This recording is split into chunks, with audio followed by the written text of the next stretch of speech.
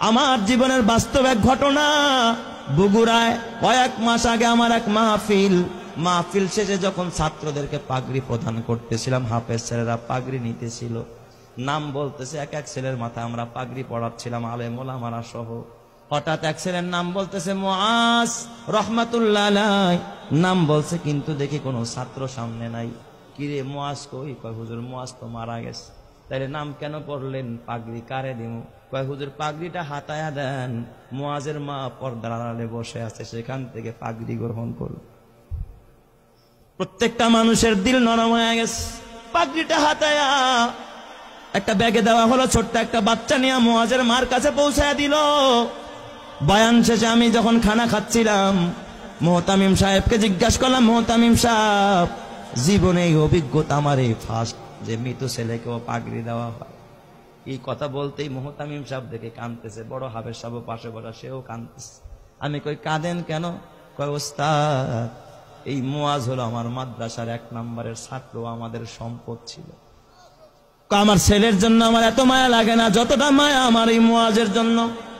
আমি বললাম এত কি গুণ হয় এই মুআজের? কয় ওস্তাদ, মুআজ 18 মাসে কোরআনের হাফেজ হয়, জীবনে পাগড়ি ছাড়া নামাজ পড়ে নাই, মুআজের বাবা নাই, মুআজের মা বড় অসহায়, এই মাদ্রাসা লিল্লা বোর্ডিং এ মুআজ রে এতিমখানায় ফ্রি খাওয়াই আমরা, চিকিৎসা পর্যন্ত আমরা করাই।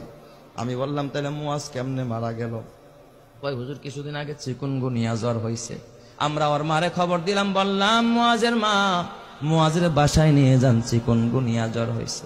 মুআজ বাসায় যাইতে চায় না। কয় ওস্তাদ, বাসায় গেলে জামাতের সাথে নামাজ পড়তে পারি না, ফজরের নামাজটাও জামাতে পড়া হয় না, আমারে বাসায় দিয়েন না, মরে যাই তো মাদ্রাসায় মরবো, বাসায় যাব না।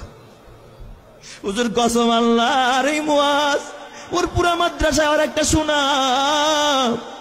মুআজ বাসায় যায় না, মৃত্যুর আগের দিনও জোহরের নামাজটা মসজিদে গিয়া পড়েছে, আসর থেকে নিয়ে তার অবনতি, রাত্রিবেলায় এশারের নামাজের পরে আমরা পার্শ্ববর্তী ক্লিনিকে নিয়ে গেলাম, সেখানে বাবা অক্সিজেন লাগায় রাখছে। প্রায় গভীর রাত্রে মুআজ ওই রাতে ইন্তেকাল করেছে।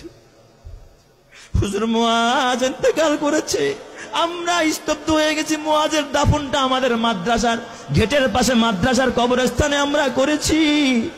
হুজুর আমি বললাম তাহলে ঠিক আছে, মুআজ ইন্তেকাল করলো, তাহলে পাগড়ি কেন মুআজের মাকে দিতে হবে? কয় ওস্তাদ, আপনি তো জানেন না। এই কথা বললাম, মুহতামিম সাহেব একটা ডেস্কের বয়ের টান দিয়ে একটা চিঠি বের করছে। কয় দেখেন, এই যে পত্র পাঠাইছে মুআজের মা। আমি চিঠিটা খুইলা দেখি মুআজের মা লিখছে সংক্ষেপে, ওস্তাদ হাফেজ সাহেব